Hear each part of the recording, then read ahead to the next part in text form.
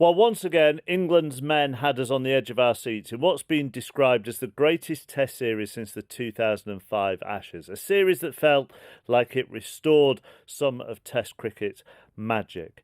And yet, less than 24 hours after the dramatic end to that five-Test series, which itself had been crammed into just 44 days, the bright lights, the colourful kits and the loud music of the 100 began. It's brought in new audiences, tech money, and always meant to complement Tests, the gateway drug to the harder stuff, maybe. Can both formats coexist? Does Test cricket need more protection, particularly in an Ashes year? And is the 100 diluting or saving cricket? Welcome to the Sports Agents. Hello, just me again today. Gabby's still on holiday, but, well, I say still, it's only been a week. But in a minute, I'll be chatting to former England cricketer David Lloyd, better known to you all as Bumble, and the Guardian's Barney Ronay. Elsewhere, Newcastle look like they've lost out to Manchester United as Benjamin Sesko appears destined for Old Trafford. I mean, I'm gobsmacked that Manchester United is still able to sign people. But anyhow, what could that mean for Liverpool's pursuit of Alexander Isak? We chatted about that on Tuesday with The Athletic's George Culkin. You can catch up with that and all of our past shows on YouTube, Global Player, or wherever you get your podcasts. Before we get on to the cricket, let me just tell you about the weekend edition. That will feature an exclusive chat with Chris Powell. He's just left his role as assistant coach at Sheffield Wednesday. That club at the moment falling apart. Unpaid wages, transfer bans, stands are closed as well. Hit subscribe and follow, by the way, wherever you're listening or watching the pod so you don't miss that drop on Friday afternoon. Also, next week, we've got a Premier League Q&A coming up. Send in your questions for that via email, thesportsagents@global.com on our socials, or check out the very smart new Google form in the episode description. Now, though, let's talk cricket. David Bumble Lloyd and the Guardian's chief sports writer, Barney Ronay, are with us. David, Barney, thank you very much, both of you, for joining us. So in what I really want to be a celebration of cricket, but I'm sure we'll go down into some criticisms as well, because we are, David, aren't we? We are coming off the back of the greatest series for 20 years between England and India.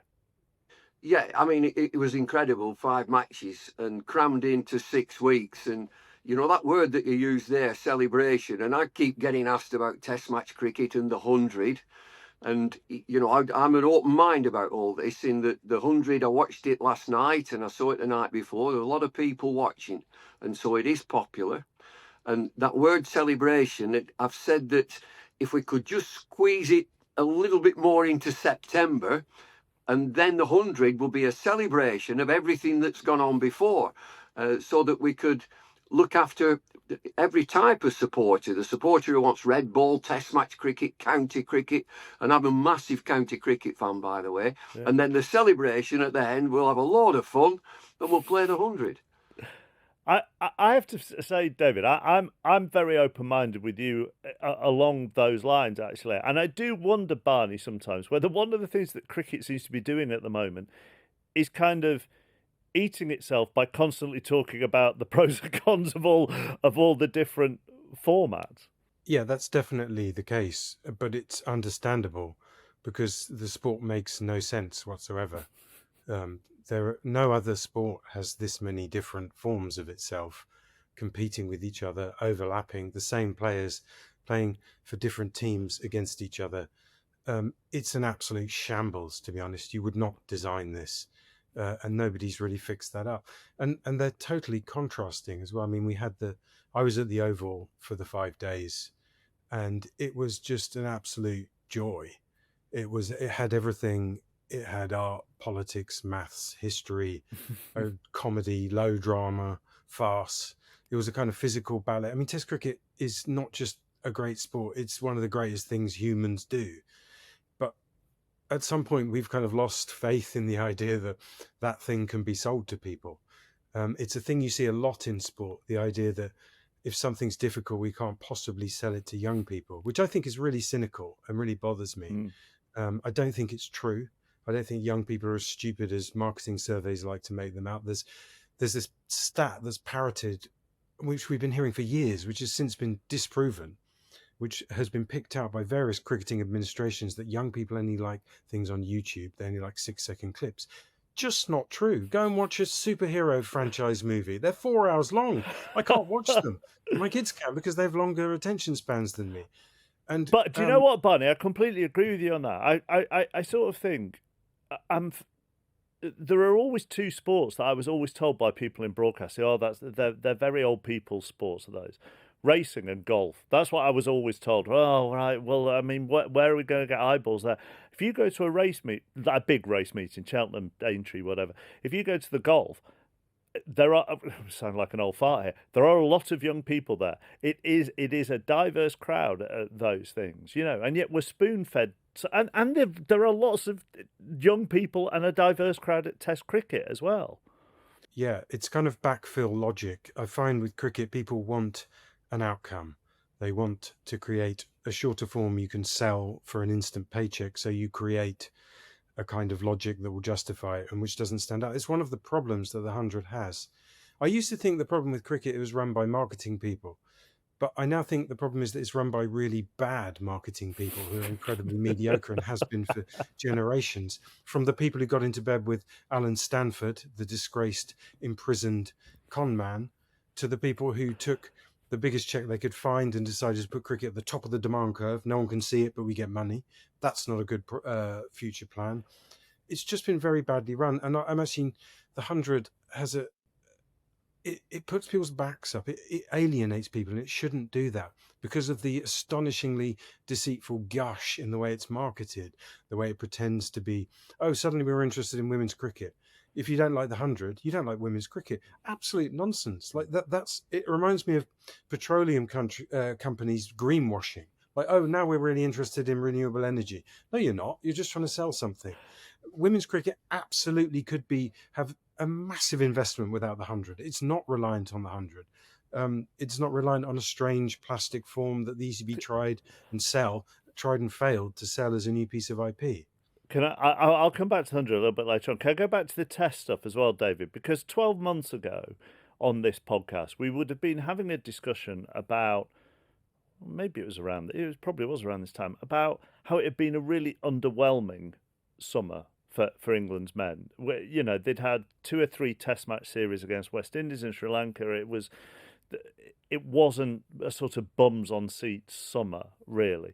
So the question is, how does Test cricket reach the heights that we've seen this summer, and hopefully we will see this winter, if you can't always have the big three involved?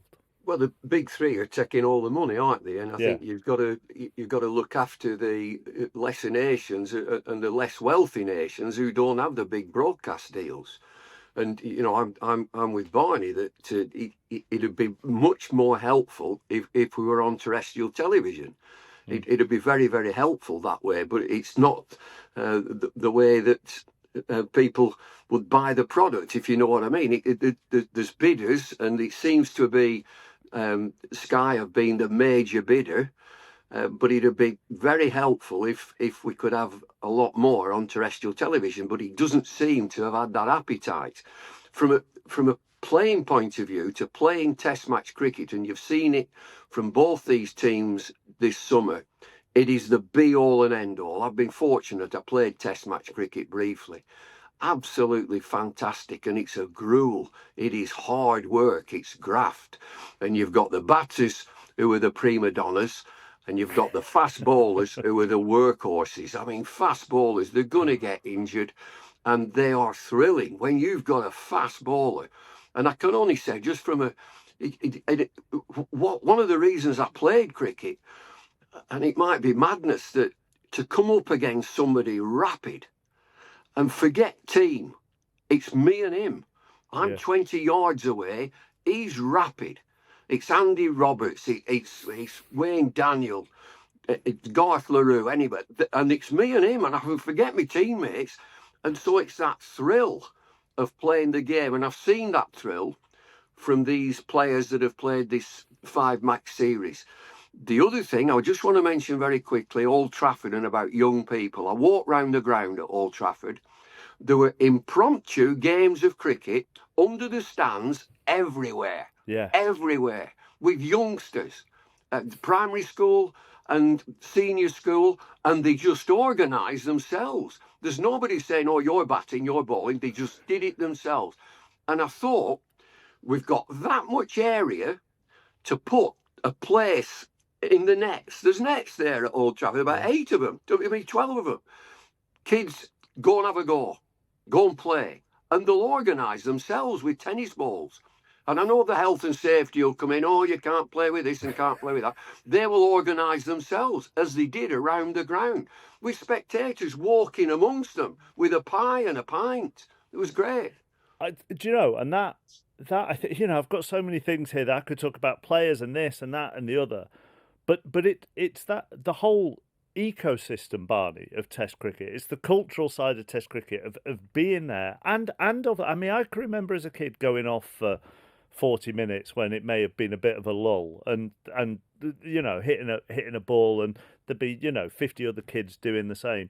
And that's also, Barney, isn't it, where the phrase is, Flintoff will empty the bars, because everybody goes, right, well, it's not a lull now. I'm gonna come back and I'm gonna watch it. This is all part of the ebb and flow of sport. Yes, and I think cricket needs to have more confidence in itself that it is good and it will work. Like the 100 will work and be fun and good, and it is good. But it's not because it's the 100, it's because cricket is good. It's a really good sport and people like it. And whatever form you marketed to that degree and sold to people and advertised would fill houses. It's the problem is it's created this terrible confusion of formats, dates, kind of internal warfare that isn't good for the sport, where you have to take a position on which form you prefer, where certain parts of the cricket public are alienated by other parts. And it's totally pointless and unnecessary. And you see players coming through now who it's really hard for them to develop. Watching Jacob Bethel play in that test was really painful because he is a kid. And I don't think he should have been selected. I think that was cruel. But he just hasn't played cricket. Yeah. And he should be playing cricket, but there's not an obvious pathway. And you need to develop that kind of talent. He looked confused, which is astonishing because he's looked utterly clear in everything he's doing up to that point. And it's really harmful. He could make a very easy life just being content in meaningless leagues around the world. And that would be great. But nothing of any worth will be created by it. And actually, at times, David, during this Test series, I know England and Rob Key, the managing director of England men's cricket, it's about workload and protecting bowlers, but so many of it. I mean, Bethel's a slightly different case in that he isn't a fast bowler, but so many of the big fast bowlers, one of their big problems is away from actually playing in a Test match, they don't seem to be allowed to bowl. No, and I think that's also in football as well, that the people are saying you get into the red zone and you need to rest and you need to recuperate and you need to prepare for the next game, which will be in 2 weeks' time. Getting back to Jacob Bethel, it's extraordinary that he is a 21-year-old who this summer prior to that Test match had faced 65 red balls all summer. He's a victim of the structure. And, to carry him around and, you're not playing, but you can have a net. Nets are nothing. Nets are a little bit of preparation. You cannot beat getting out there in the middle because as a batter, you get one chance. That's it. You get one chance. Make a mistake and you've gone. For the fast bowlers, I think that you do need a battery of quick bowlers. You need plenty that you can interchange. And I understand this red zone situation. However, I think they could play more than they do.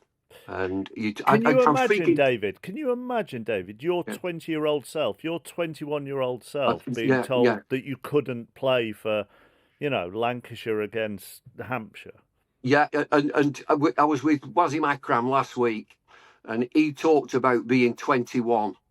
He said, I wanted to play every game of cricket that was imaginable, anywhere. I'd just go and play anywhere. 21-year-old Wasim Akram. He said, as I got older, I knew that I had to just look after myself. I said, what do you mean older? He said, when I got to 28, 29, he said, I had to just look after myself because I couldn't do it all the time. And that's as good as it gets. He's, if you're picking a world 11, he's in there, Wasim Akram. So for a young kid, as a batter, You've got to play. You've got to be in the middle, and your body has to get used to the shape. You've got a mental process as well, how to play. How do I get out of this situation? I'm on the ropes. And Jacob Bettel, he's got Joe Root at the other end. Just get a one. But he didn't know how to get a one. He didn't know. It's not just Bethel as well. There's Australian players. This lad Jake Fraser McGurk really fascinates me. Really talented. Promoted straight into the Australian team on the back of basically a few shots in T20, and he's been playing T10 in the Gulf. He hasn't scored a run for about a year, and he basically stepped back from cricket because he's lost his way. There's nowhere for him to play. There's nowhere for him to develop. That's a really major talent that is in danger of being lost. They're doing the same thing with Sam Constas. Rayan Ahmed almost suffered that, but I'm really pleased with him. He's kind of reinvented. He's found a way. He's found a way to play, and that's really great. But not everyone can do that. I've got Rayan Ahmed in my first Ashes team. I was asked the other day, what's your team? And I've got Rayan Ahmed in. And I've got him in at number 8. I said, I want a long batting lineup. I'm not going to have walks. I said, this lad's got 6 centuries. I've seen him at Old Trafford. He's bowled beautifully. And there's another lad, Callum Harrison, at Old Trafford. I watched that game. He was on loan at Northants. And he came in at number 9, he got about 70 in no time, and then got 10 wickets bowling leg spin. Good, really good. But Rayan Ahmed is the perfect example of being allowed to play cricket.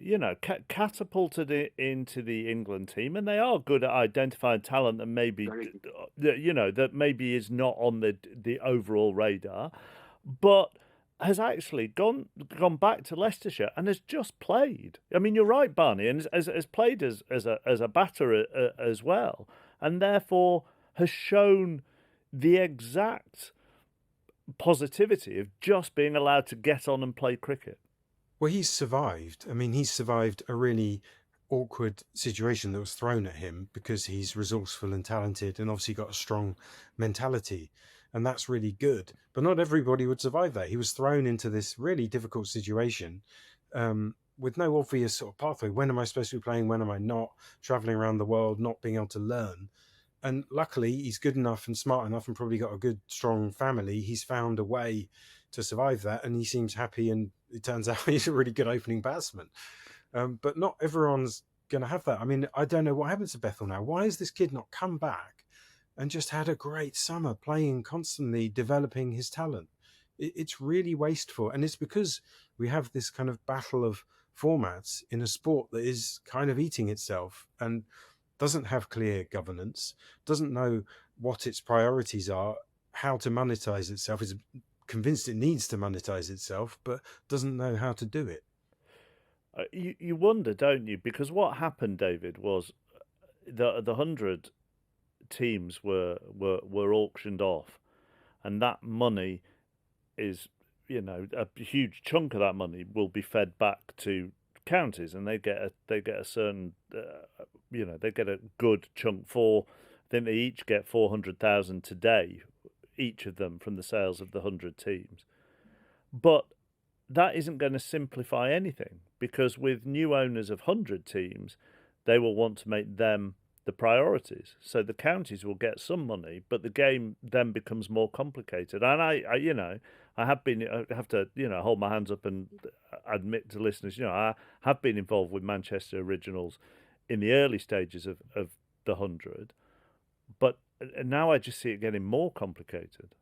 Well, the owners, particularly at Manchester, have bought 70%, haven't they? Yeah. And we had a meeting with the lad who's just left, the chairman who's just left, and he said that the club would get net from that sale 33 million.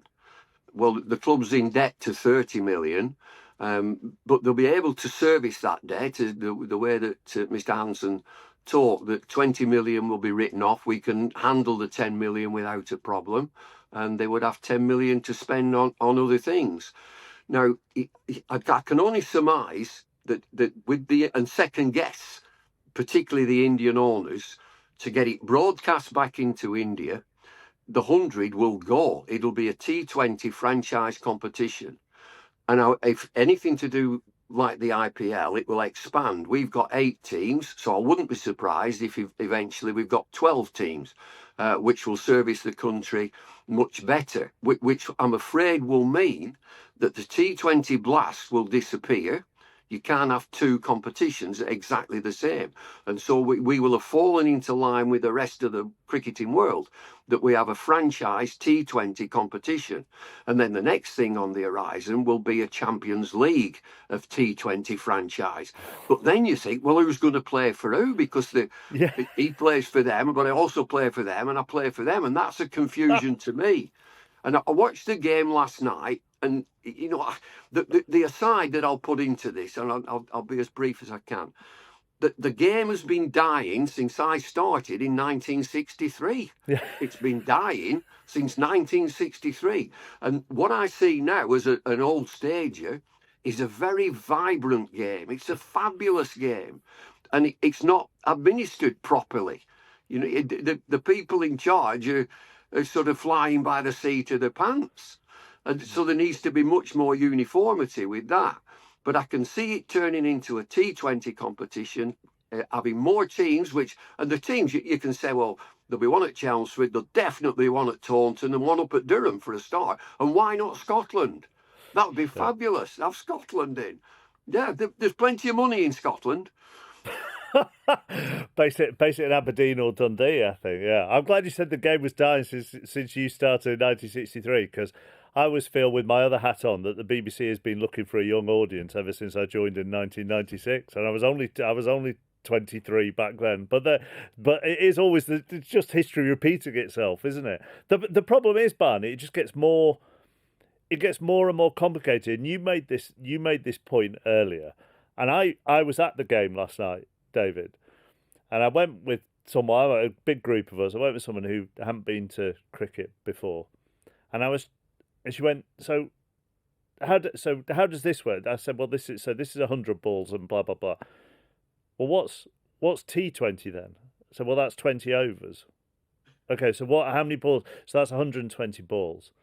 Okay, and the thing on Monday, that when India won, what so well, that isn't a limit on the number of, but I mean, and actually, we as us three can talk, Barney, as cricket lovers, but if you try to bring somebody new into the current state, it's a bloody hard and long explanation.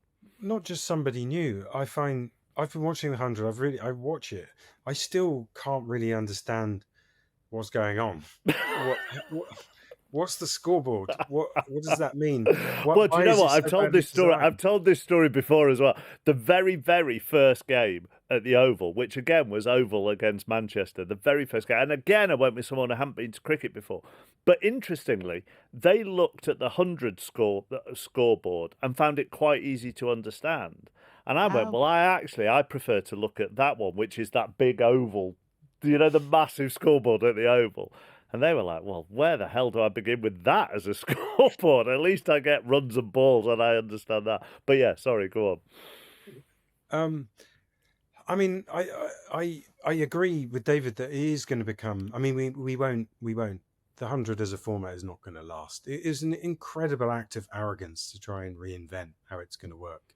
And let's be honest, it was a commercial punt. Someone came up with an idea. I mean, I think we know who. And it's like first idea on the back of an envelope. You don't go with the first idea. The ECB did. And they've never got over failing to monetize T20, inventing something like that and then watching the IPL grow and become this instrument of power has always tortured the ECB. That missing that gave us the 100. The idea was that this would be a piece of IP that would be distinct and would be so good that the rest of the world would want to roll it out. It would go to the Olympics, it would be played in New Zealand and Australia and other countries eventually. That's not happened. It's not an improvement. It's just a confusion. The stats don't feed into other leagues properly. So if you're playing in it, it doesn't really make any sense. You can't really judge what's happening. So it will go. And I think that'll be a huge improvement. I think it's really easy to be hostile to the new owners and say, well, who are these people? They're tech companies. Do they have the interests of English cricket at heart? But do the people who've been running English cricket for the last 120 years have English cricket at heart? We have constant. I mean, Davis has been dying since the early 60s. Been dying since 1881 when the Ashes was about cricket dying. Cricket is dead. The sport survives somehow, despite the people who run it. And I don't mind some people coming in who know how to run it properly. Who the IPL is a competition for people who love cricket and has been very good and develops players and creates theatre. And if it can be run anything like that, I really don't think it's bad. The other thing is that I live in a village up in North Yorkshire, way up North Yorkshire Moors. I live in a small village. We've got 4 teams. We put 4 teams out, and we're awash with juniors because it's a well-run club. And I've never seen the game as vibrant as it is. And the other thing, which is a good debate, is that I never played cricket at school, neither did any of my children. We went to the club. You're down the club, which is what I've got here at Sherryfoot Bridge Cricket Club. They all go to. We don't talk about school cricket. How do you run cricket at school? Go down to the club, and we are in this area, and then we can move on to saying that next year, including the one women's test, there are 5 test matches in the south of England, and nothing north of Nottingham, and this is an unbelievably vibrant area in Northumberland, Lancashire, Cheshire, Yorkshire. An unbelievable area for the amount of cricket that's played, and I'm afraid that we're shortchanged. We don't have Test cricket next year. Absolutely, David. I mean, I don't know what it's like where you are, Barney, with club cricket, but I mean, I'm in the Cheshire area, and boys and girls cricket seems to be absolutely thriving. Yeah. Well, that is strange, isn't it? Yeah, I mean, it's true. I live in central London, and cricket's invisible. And people don't know it exists. Harry Brook could walk down the street in Lewisham and no one would know who he was. And yet, it's where the money is, and where the hospitality is. So there will be endless Lords and Oval tests because that's how. I mean, Test cricket is essentially funding the 100. Let's not forget that it does need its hospitality dollars and its full houses. But it seems very strange. I mean, Yorkshire has as many cricket clubs as the whole of Australia, doesn't it? I mean, the game really does thrive among normal people outside of the Southeast. In the Southeast, it's only played by private schoolboys and girls. I would say it's pretty working class up here. And I know the players. I know the players from Lancashire. And last night, I did two BBC programmes last night, Mark, for BBC Radio York and BBC Radio Lancashire, where they have an hour programme, local cricket. And I was jogging between the two of them.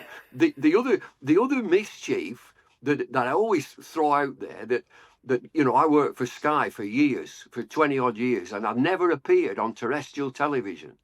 How come everybody knows me? I can't go anywhere. In a pub, in a supermarket, a petrol station. How come you know me? I keep hearing, nobody knows who Ben Stokes is. Well, how come they know me? Because I've not been on local on BBC. Yeah. I wish I was. Don't forget, I was. Everyone's seen the YouTube clip of the Jeff Thompson ball. I think that's probably it. Well, it's done it. Yeah. Agony. Back to the England men's team then. Before we finish, at the end of this series and how they have played and the roller coasters and the ups and the downs and so on and so forth. Do you think this series, David, has made them better equipped for what is going to come this winter down under? Yeah, and so Harry Brook played wonderfully well. He played brilliantly, got out, and that was instrumental in losing the game. So let's fast forward to January 8th at the Sydney Cricket Ground. And he's in there, he's got 100 and England needs 70. He will see it differently.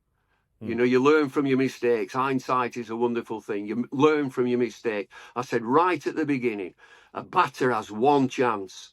Now, the great players, and I'll tell you about your Vivian Richards, your Brian Laras, your Sachin Tendulkar, knew full well that you've got one chance. And you've got to be savvy. You've got to be mentally strong and tough and savvy. How do I win this game? Yeah, I agree. changing down a gear is quite a thing. I mean, the opposite of that is you'd say he's saying he scored the wrong kind of 100 in a chase. I mean, that is how he got there. It was that period before lunch where he changed the weather completely by hitting, I think it was deep over cover for 6. And at that point, before he did that, England were losing, so he gave them a chance. But yeah, a really great player knows when to change down a gear and to say, right, the game has changed now. I've got this. Yeah. But also, Harry Brook has only been playing Test cricket for 2.5 years, which is a weird thing to think. Yeah. Because he seems like he's been around forever. And 2.5 years is nothing really, I guess, at that level. And if he's got the first bit of being one of the most outrageously talented sports people you'll ever see, you'd hope he can get the other bit as well, which is knowing how to kill the opposition. So David, if you sort of mentioned that on your other pod you'd put Rayan Ahmed in at 8. So is your 11 for? I'm going to try and guess this now, and let's see. So presumably Crawley, Duckett, Pope, Root. No, all right, you may have gone different at 3, right? But Root, Brook, Stokes, Smith, Rayan Ahmed, and then Atkinson, Atkinson, Wood, Archer. Atkinson, Carse, Archer, or Wood. Right. I think they will alternate. So who've you got at 3? Who's my 3? I've got a Mead at 3. I had a Mead at 3. Right. Okay. I think he's a much improved player. He's sort of expanded his game. He's a rock solid character, and he's churning them out in county cricket because he's playing, and he's captain, and he's opening the batting. I think he's a good player. I just want to tell you something about great players, about changing down. But Barney says about just change down again. Vivian Richards, IVA Richards, I'm umpiring, and it's at Taunton. And he just came to my end. He's at the non-striking end. And he said words that have stuck with me forever. I'm just having 5 minutes to myself. I mean, such an explosive player, and he would just drop a gear. I'll just block a few now, and then I'll go again. Fabulous. Do you know what, David? I'm going to leave that there because you managed to talk about Viv Richards and Wasim Akram, who are just 2 of my most favourite cricketers ever, and still I see Wasim and I just go to jelly basically after everything that he did for Lancashire as well. So. Neither of us, Barney, are going to beat a Viv Richards, Wasim Akram anecdote, are we? Really? No, I haven't got a then Viv said this to me. I tell you what, he's a bloody good writer. He says it how it is. He does. Yeah, he does. You're talking about Barney, aren't you? Not Viv. Yes. Yeah. No, Barney. Barney. Lovely to see you both. Thank you both. Thank you. Thanks a lot. Good Take stuff. care. That's it. Thank you very much to David Lloyd and Barney Ronay. Don't forget, again, that Premier League Q&A we've got next week. Send in your questions via email, thesportsagents@global.com, on our socials, or on our new Google form in the episode description. You can catch up with all of our episodes on YouTube, Global Player, or wherever you get your podcast. Hit subscribe or follow, and please leave a review. Thanks for listening. The Sports Agents with Gabby Logan and Mark Chapman.